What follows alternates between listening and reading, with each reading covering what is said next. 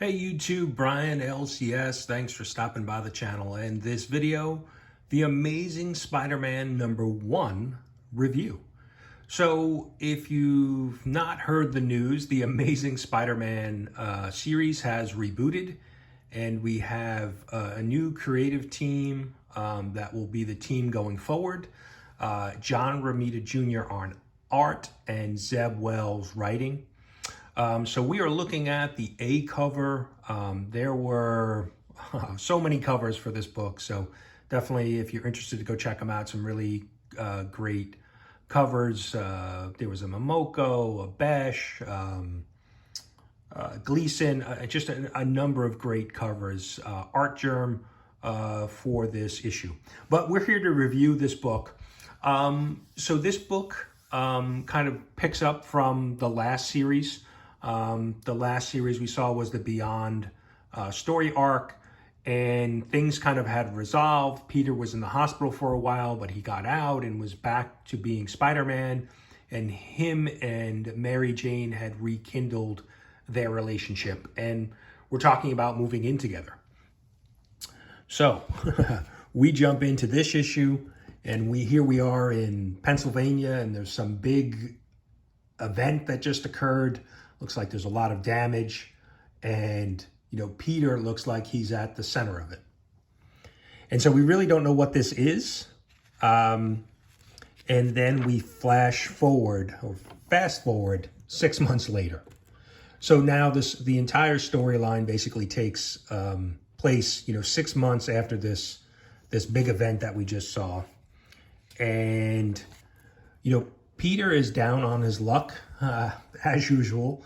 But what's interesting is he's on the outs with a lot of the people in his life. So we open up with him and Aunt May having a discussion, and she's basically kind of fed up with him.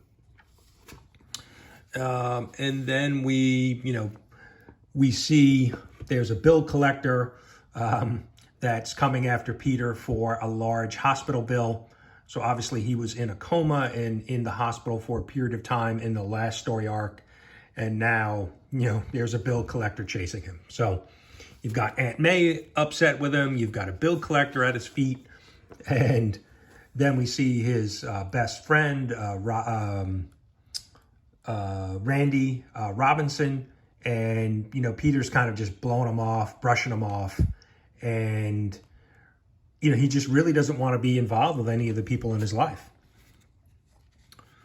And there is one wrinkle to the Randy storyline is now Randy has been dating Tombstone's daughter, and he's actually going to ask for her Tombstone for approval to marry her. So it'll be interesting to see how that kind of plays out. And what we have here is Tombstone is now kind of the crime boss who's kind of taking things over in New York City now that Kingpin is out of the picture. And we also get introduced back to the Rose. So the Rose and Tombstone are kind of at odds on how to handle things. And Tombstone brings in some muscle, the Digger. And so there's this kind of, power struggle with the different, villains here. And so really not much. Well, there's a little bit here, but we'll talk about that in a little bit. So Peter's, kind of back home, and he's going to go out, and we see a little story here with the Fantastic Four, Human Torch. And again, Peter's on the outs with even the Fantastic Four. So things are just really not going well in Peter's life, which is kind of a reoccurring theme that we've seen over the years with Peter. So here is Randy and Tombstone, meeting to discuss, marriage of Tombstone's daughter.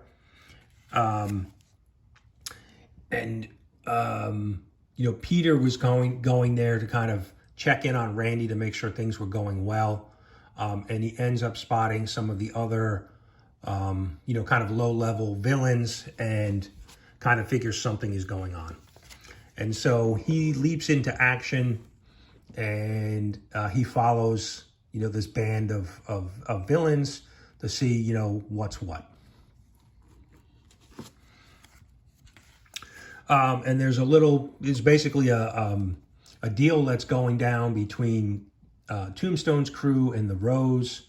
And then with Peter there, with Spider-Man there, it kind of goes sideways. Digger's there as the muscle. And ultimately, it looks like they are trying to broker a deal for one of the Goblin gliders. And so, this deal goes south and then causes some issues between, these rival, gangs.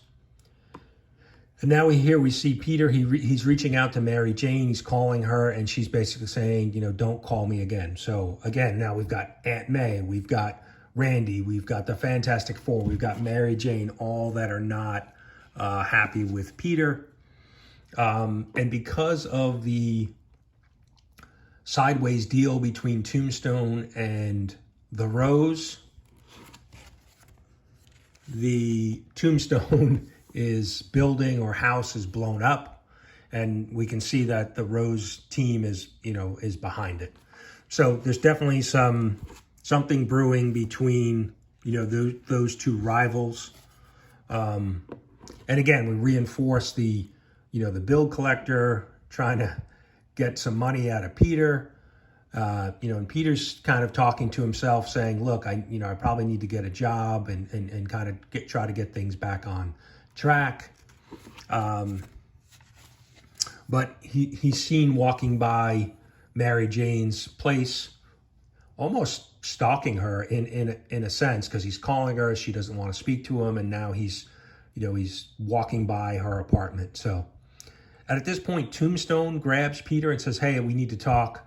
I know you're a friend of Spider-Man, and I just want you to let him know that there's a war coming and it's all his fault." And so Peter kind of, smugly kind of brushes it off like, what are you going to do to me? Things are pretty bad as it is.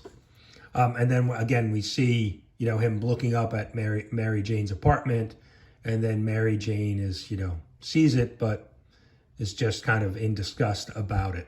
So, and then in walks Paul. I don't know who Paul is, but Paul is introduced.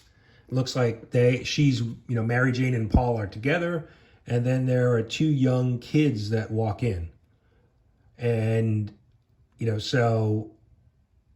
and the kids call her, let's see, I think they actually call her mom.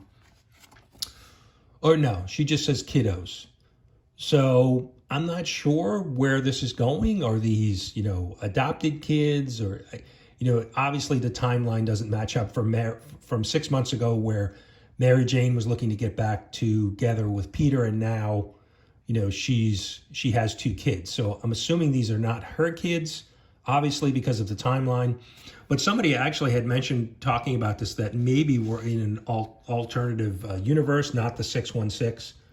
So we'll see. We'll see where the story goes. And then there's kind of a little epilogue at the end here with Doc Ock. And Doc Ock seems to be, well, we can't really tell. It's very close up. But he does mention saying, and assuming he's talking about Spider-Man, that he's already broken. So I'll leave him alone, for now. But once he's, full of life, I'm going to grab him by the neck and squeeze.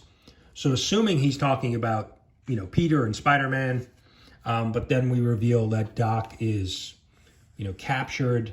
And, we don't know who this, person is that has Doc Ock. And that's it. That's the first issue of The Amazing Spider-Man. I mean, overall, I think it was a pretty solid story, a good introduction. A little disappointed that Mary Jane, because we kind of got left at a cliffhanger during the last series where it looked like, Mary Jane and Peter were going to get back together, which, I think most, fans of Spider-Man would agree that was a good thing. That's some of the best storylines have been when, Peter and Mary Jane are together, working as a team. So we'll see where this goes. Overall, if I'm thinking about my 5 web rating system, 1 web being not so good and 5 being outstanding, I'd probably land this somewhere in the middle. I'll go with a 3 webs for this issue. I think it was a solid start. Like I said, the storyline I thought was pretty good. A little bit different than what I expected. I was hoping that we were going to kind of see a continuation of events from the last series, but they've kind of turned it upside down, and now we need to see, you know, what led up to this, to these events, and you know, how the story is going to unfold. And overall, the artwork is pretty good. You know, John Romita Jr. shows flashes, like, so, and no disrespect, but you know, some of the artwork is really nice, like this work here with Peter and Aunt May. I mean, this is good looking, but then there's other, you know, this is solid work, and I enjoy it. But then there's some other times where, like Tombstone, for example, like his face, it's a little blocky to me, and sometimes he puts the body positions of characters in kind of strange ways. Like in this panel here, it's kind of, Peter's kind of, I don't know, it's kind of, he's in a weird position. So, you know, this looks good here, but we'll see. There's some panels that I find that look just a little strange. Like I said, and I think it's sometimes some of the positioning of the characters and their arms and legs. And some of the faces sometimes seem a little blocky to me. So, I mean, you know, not my favorite art, but not the worst I've seen, you know, for my taste. So we'll see. I'm hoping that, you know, and John Romita Jr. has not really been on a Spider-Man book in a long time. So we'll you know, I'm sure there's a little bit of a, you know, learning curve, or, you know, get back into your groove when you're drawing, you know, Spider-Man, an iconic character like that. So, but let's wrap it up. I don't want to keep this video too long. So let me know what you guys think. Are you reading this? Did you pick this up? Or do you plan to jump back in? And if you read it, what do you think? What do you think of the new story, the art? Do you think this is in the main universe, or could it be in some other universe? You know, let me know it down in the comments what you think. But thanks, guys. Thanks for stopping in, and we'll continue to do you know, new reviews for each of the Amazing Spider-Man issues, you know, as they come out. Thanks for watching.